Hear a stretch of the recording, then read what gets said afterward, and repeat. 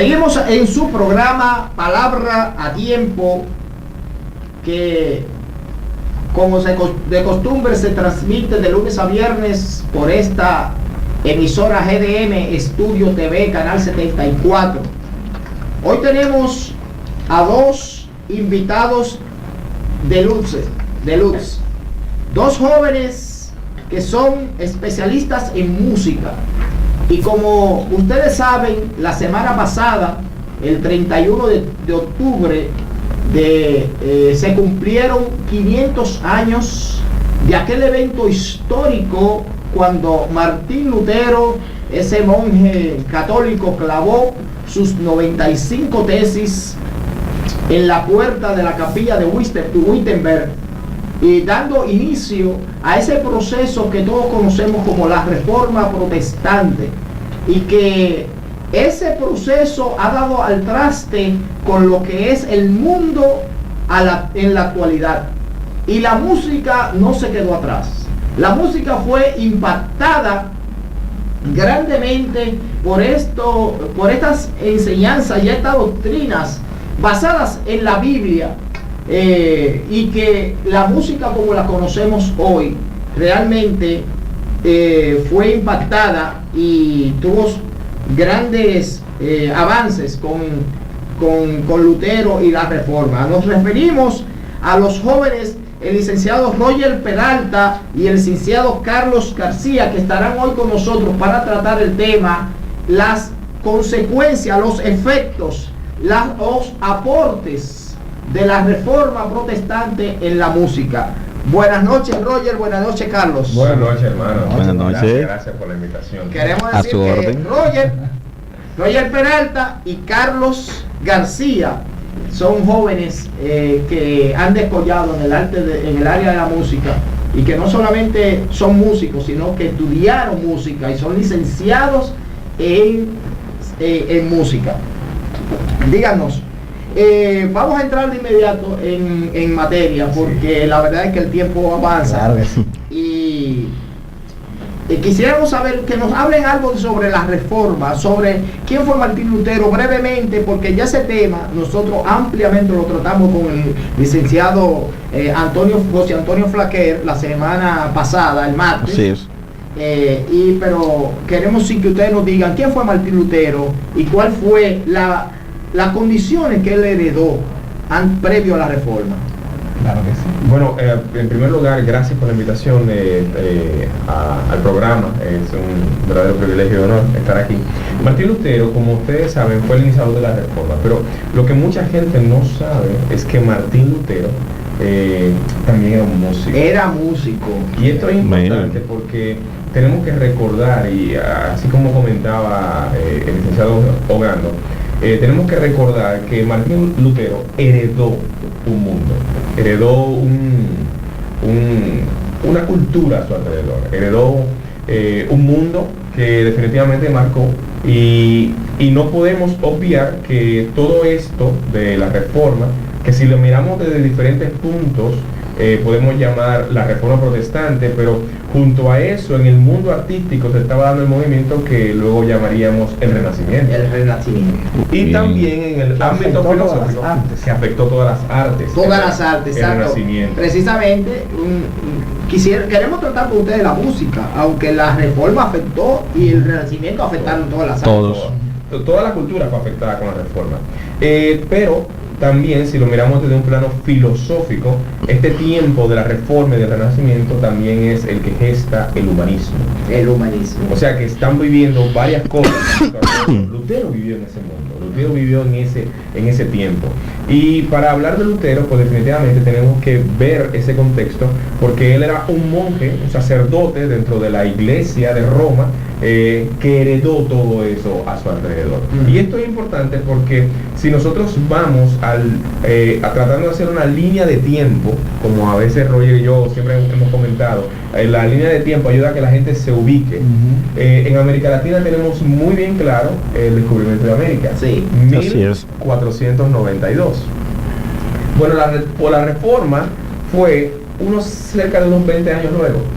Después de que se descubrió América, unos 20 años luego, Martín Lutero estaba acabando sus tesis en la puerta de la Catedral de Wittenberg. Sí. O sea que el mundo estaba en un tiempo de muchos cambios, avances científicos en la época, movimientos culturales, musicales, artísticos, rodeándose, y definitivamente Martín Lutero heredó este tiempo. Claro, y es bueno destacar también el contexto que antes de Martín Lutero. Nosotros hablamos de este movimiento de la reforma, pero Martín Lutero viene de una época en que el mundo se encuentra en un momento oscuro, donde todas las áreas del saber, donde todas las áreas de las artes, donde todas las áreas del conocimiento eran básicamente regidas por una voz, lo que dijera la iglesia de ese entonces. Así es. Entonces por eso es parte de ese gran impacto que tiene esto de la reforma, no solamente desde el punto de vista teológico, religioso, eclesiástico, sino también desde un punto de vista artístico, musical en este caso. Y lo que vamos a hablar pues en esta noche es cómo afectó, cómo permeó en el área de la música pues todo este movimiento de la reforma protestante. Sí, y cómo era la música antes de la reforma, para que ya vayamos conociendo qué fue, por qué hablamos de que hubo un impacto y hubo un cambio. ¿Cómo era la música? Esto es muy interesante, una muy buena pregunta. Nosotros tenemos que situar la reforma en este periodo que, como decíamos, podemos llamar el Renacimiento, pero antes de la reforma está el periodo del medievo, de la época medieval, o muchas veces llamado el oscurantismo, que fue una época más o menos de unos 1000 años. La música durante este tiempo realmente tuvo un avance, cierto avance, pero cerca del año 1000, ni siquiera 1000, cerca del año 604, vivió un papa llamado Papa Gregorio I, luego llamado Gregorio Magno. Este Papa Gregorio quiso que en todas las iglesias de la época, de la iglesia romana, se cantara lo mismo. Y para esto él diseñó unos himnarios, una compilación de canciones, y a esa compilación de canciones se le llamó canto gregoriano. Esto es muy importante. Nosotros hemos oído hablar muchas veces del canto gregoriano. Claro que sí. Martín Lutero cantaba cantos gregorianos. Bueno, de hecho, nosotros tenemos un pequeño video para que el público pueda disfrutar un poquito de cómo era la música en esos momentos, en esa historia exactamente, la música gregoriana.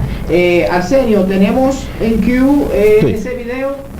Y ahí pueden captar qué es lo que se está tratando ¿De qué es acá. lo que estamos hablando? Exactamente. Porque para muchos estos temas son nuevos, como de que Martín Lutero era músico y sobre la música gregoriana.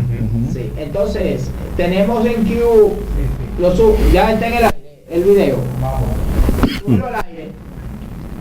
Pues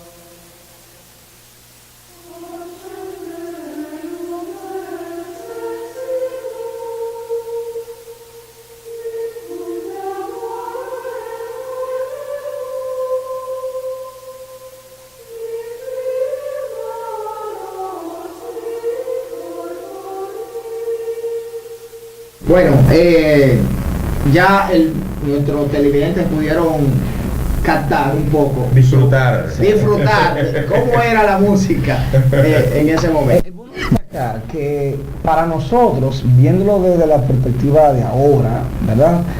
Quizás esto es algo, wow, a veces se cantaba antes, pero para ellos era algo normal. Sí. Quizás se lo de mal gusto ahora. Porque que ese era el tiempo. Quizás no hablar de, no sé si de mal gusto, porque a ellos les podía gustar, o sea, Sí. pero eso era lo que se vivía en el mundo. Algo característico que debemos destacar del canto gregoriano es que esa era una canción de una sola melodía. Es lo que llamamos un canto monódico. Monódico. Mono viene de uno. Entonces Sí. viene una sola melodía y ustedes escucharon. Pero todo el mundo cantando Todo el lo mundo. mismo. Unísono. Todo el mundo lo mismo. Esa Al sería la unísono. palabra. Entonces es interesante porque nosotros tenemos un formato de un culto muy diferente.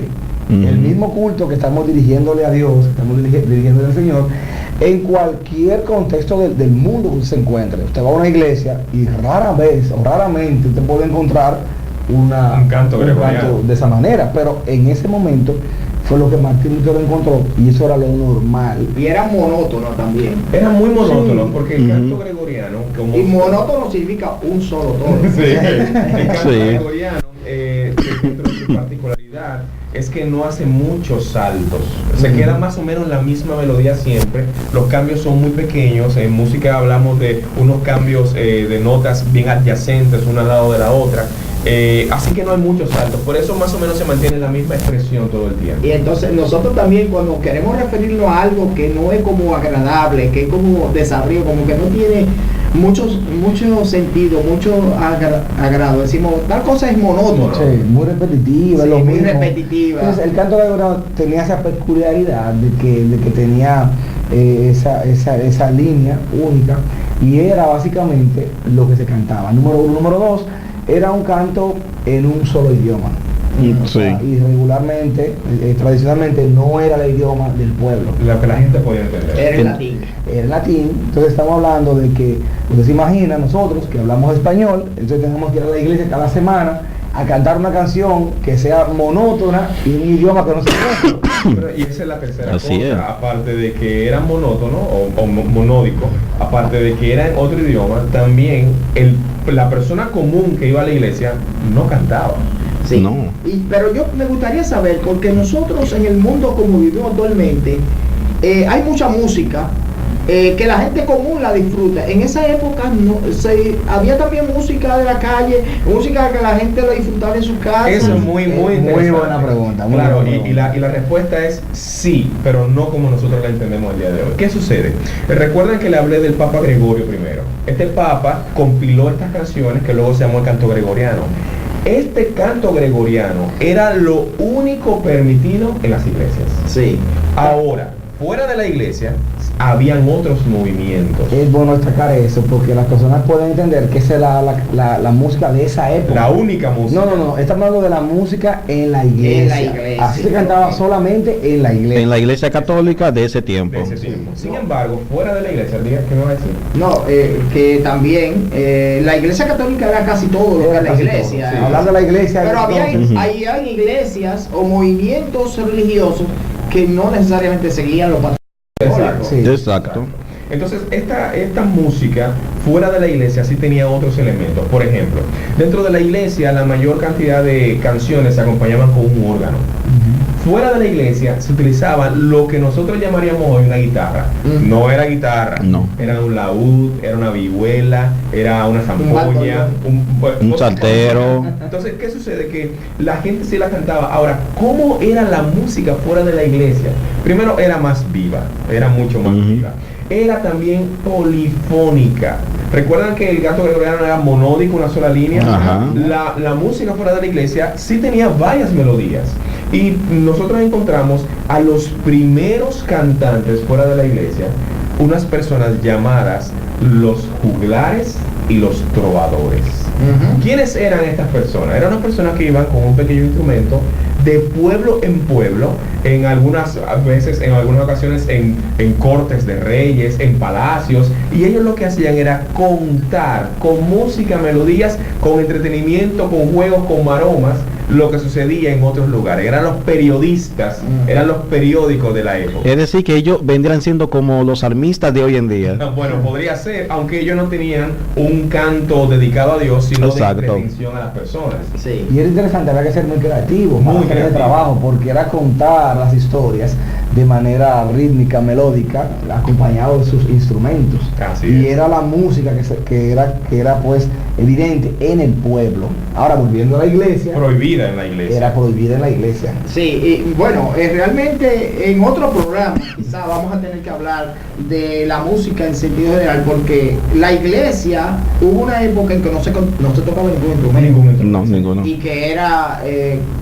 la música, como cuando nosotros decimos vamos a cantar a capela, es que vamos a cantar sin instrumento. Capela significa capilla, o sea, vamos a cantar como se canta o se cantaba en esa época en la capilla, pero es un tema más amplio y lo trataremos en otra ocasión. Entonces, vamos a ir a una pausa para que cuando regresemos hablemos ya de los aportes que hizo Lutero en la música de la iglesia y en la música como la conocemos hoy. Siga en este su programa Palabra a Tiempo. Desde que salga el sol hasta que vuelva la luna, de donde ahora estoy y hasta el último rincón del mundo, no importa la ocasión, si tú me necesitas, dispuesto estoy a ir y a obedecer. Hace 6 años, en el 2012, hicimos nuestro primer concierto de recaudación de fondos. 2013, Unidos por una Causa. 2014, Ebenecer. Hasta aquí nos ha traído el Señor. 2015, Alcanzando las Naciones. 2016, Gracia. 2017, Exaltable. Invitados especiales, Iglesia Bautista Internacional. Grupo de adoración de Iglesia Oasis. Grupo de adoración Iglesia Bautista Osama. Grupo de adoración Iglesia Bíblica del Señor Jesucristo. Todos unidos en una noche de exaltación al que está sentado en el trono. Viernes 17 de noviembre, 8 de la noche, en el auditorio de la Iglesia Bautista Internacional. Calle Las Caobas, Santo Domingo, República Dominicana. Valor de la boleta, 500 pesos. Organiza Radio Eternidad, impactando el presente con un mensaje eterno. Venta de boletas online en nuestra página web www.radioeternidad.com. Mayores informes al 809-566-1707. Concierto Exaltable. Con tu ayuda y colaboración podemos seguir impactando el presente con un mensaje eterno.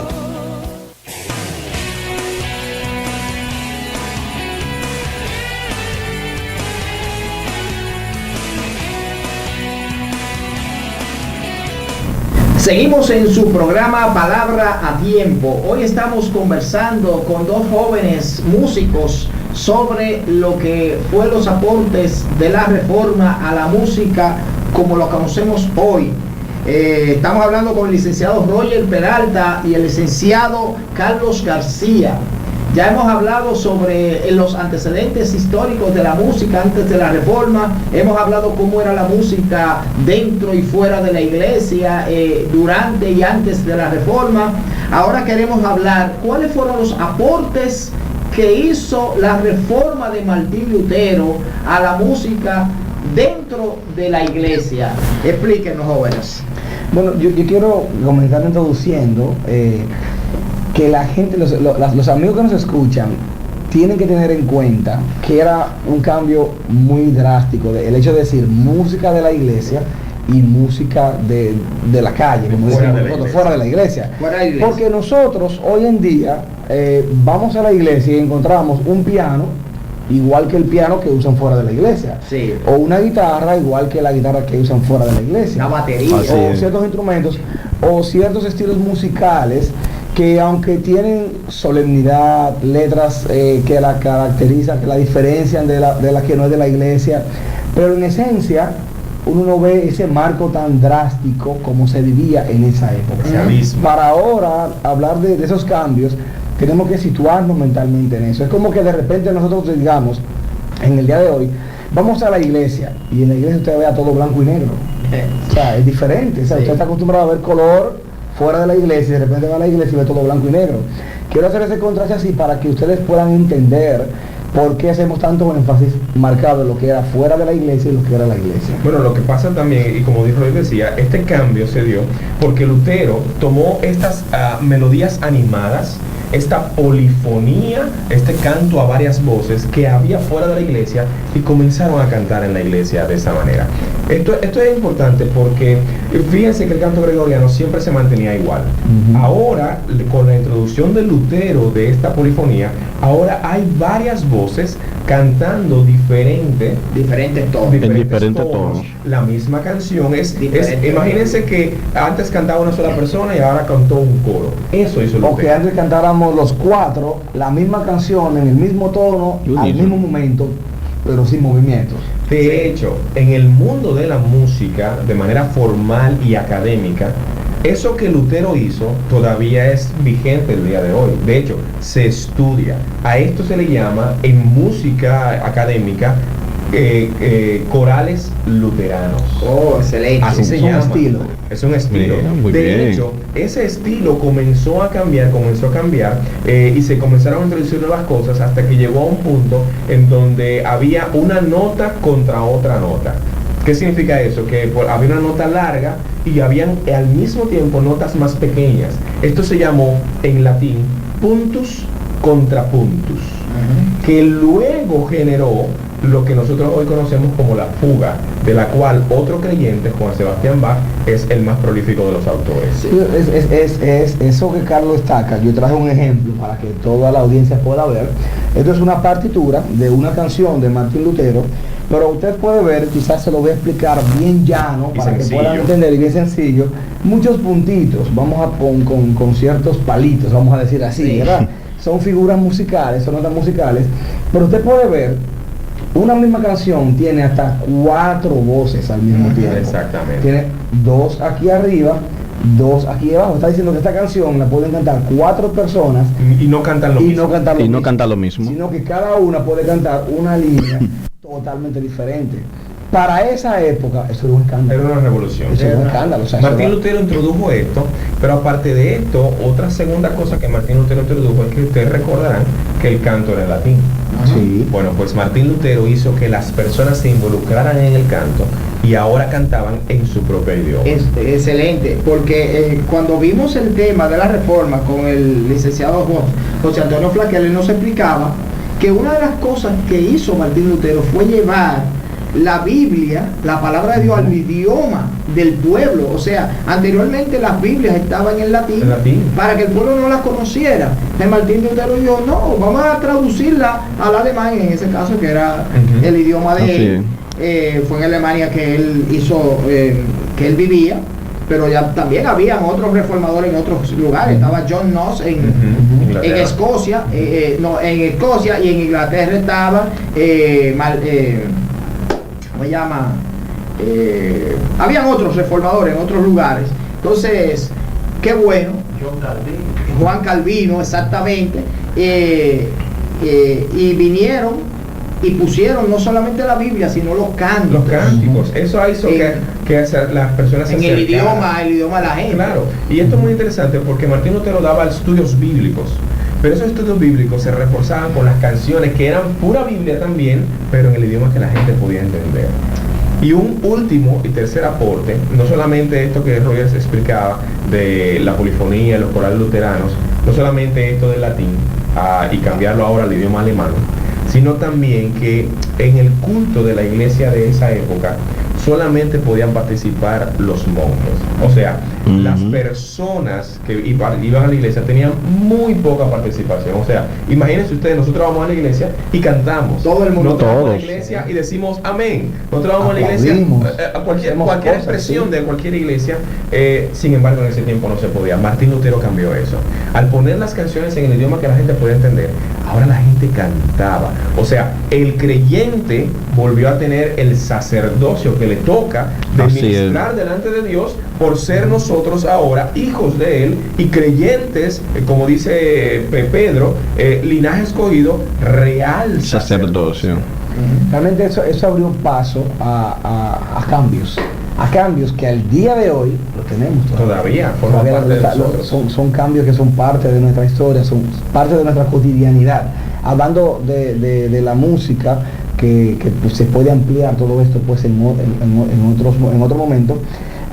Eso inspiró pues composiciones más adelante, eso inspiró movimientos más adelante, eso inspiró a otras personas más adelante, porque era como quitarle una venda a las personas de los ojos, era como quitarle a la gente escamas de los ojos y decirles, puedes abrir los ojos, ahora puedes cantar, ahora puedes abrir tu boca, puedes ir a un lugar llamado iglesia, que la gente lo podía ver como que un lugar exclusivo de ciertas personas, y decir, yo soy parte de esto, yo puedo cantar en mi propio idioma, yo puedo leer la Biblia en mi propio idioma, yo puedo leer un panfleto, un documento, acceder a Dios. Así es. Yo, sin la necesidad de tener que ir donde un mediador como tal. Y es como bien Carlos señalaba, traernos lo que la palabra de Dios nos enseña. Igual nosotros al día de hoy podemos ir directamente a Dios, podemos acceder a Dios, podemos cantar directamente a Dios, podemos orar a Dios y no tenemos que esperar que decir, yo tengo que hablar con tal persona para yo poder recibir perdón de Dios. Yo puedo ir directamente donde Dios y encontrar perdón, y tú puedes estar en el lugar que te encuentres en este momento y puedes pues ir delante del Señor sabiendo que Él te va a escuchar. Es algo que Lutero lo que hizo fue recordarnos principios de la palabra de Dios. Así es. Cuando Cristo afecta a una sociedad, afecta un contexto, la gente ve a veces eso solamente en la iglesia, pues todo el entorno es afectado. Cuando una persona que es un cristiano está en un lugar, está llamado a ser, dice la Biblia, sal y ser luz en ese lugar, y todo su entorno es afectado. En este caso, Lutero, Dios lo usó como, era un hombre como nosotros, como cualquiera de nosotros. No queremos endiosar a una persona, ¿verdad? Pero Dios lo usó de una manera tal que lo que él tenía como una queja contra un sistema religioso, pues se volvió toda una revolución, si esa es la palabra, que afectó la música, afectó la política, afectó las artes, afectó la educación, afectó todo, o sea, todo ese entorno. A nivel general hizo todo. Sí, ¿tú decías? Sí. Precisamente, todo este mundo, como lo conocemos hoy, fue producto de la reforma de Lutero, pero no por la reforma en sí, sino por la base doctrinal que tenía la reforma. Y esa base doctrinal estaba cimentada, sustentada en la enseñanza de la Biblia. Entonces, esa enseñanza transformó a seres humanos en seres cotidianos que en su vida diaria hacían lo que se ha llamado las 5 solas, como hablamos la semana pasada con el licenciado José Antonio Flaquer, de la reforma: sola escritura, sola gracia, sola fe, solo Cristo y solo Deo gloria. Sobre todo el solo Deo gloria, que impactaba a la gente, invitaba a la gente a vivir para la gloria de Dios. Imagínense un zapatero viviendo para la gloria de Dios, un chofer de carro público viviendo para la gloria de Dios. O sea, como hablábamos al principio, hay un caos en el tránsito en nuestro país. Si todos nosotros comenzáramos a conducir nuestros vehículos para la gloria de Dios, imagínate, esto fuera una seda. Habría un cambio. Porque por ejemplo, mire, como usted estaba tocando un tema, que en el momento que Jesús muere ya no da a nosotros acceso al lugar santísimo, o sea que ya no tenemos que pararnos detrás del velo, ¿no? Ya Dios rompió el velo desde arriba hacia abajo. Ahora viene Lutero, transforma la Biblia trayéndola del latín ahora en cada idioma. Mira, esto era lo que ellos predicaban, ahora tú lo vas a tener en un idioma que tú lo entiendes. Ahí le abre los ojos a la persona y ahora vienen a tomar la Biblia desde otro punto de vista.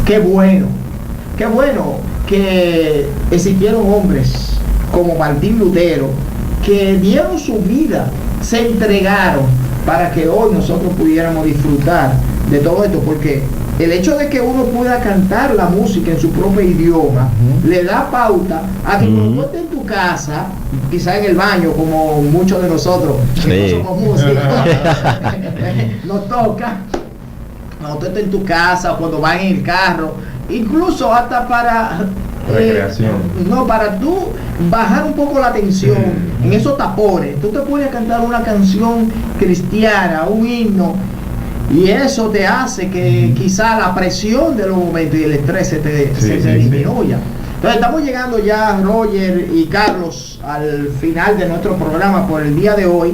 Quisiéramos dar la oportunidad que si hay algo que te quieran tratar brevemente, que se nos haya escapado, o algún mensaje final que quieran darle a nuestros televidentes, que lo hagan en estos momentos. Bueno, yo creo que el único mensaje que pudiéramos, y quizás hasta compartirlo, es el hecho de que Martín Lutero no hizo nada tan extraordinario que no fuera compartir la palabra de Dios. Así es.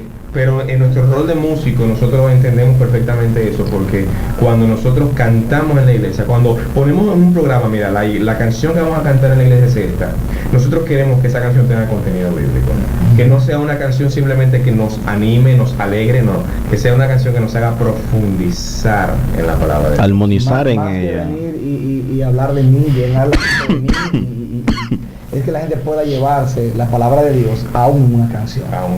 Así es. Y pues, si alguien pues lo que esté viendo este programa, y si usted conoce a algún músico cristiano, pues anímelo a que lleve la palabra de Dios en sus canciones, que sea el centro de sus canciones la palabra de Dios. Y de hecho, una de las cosas que se predicaba en la Reforma era sola escritura.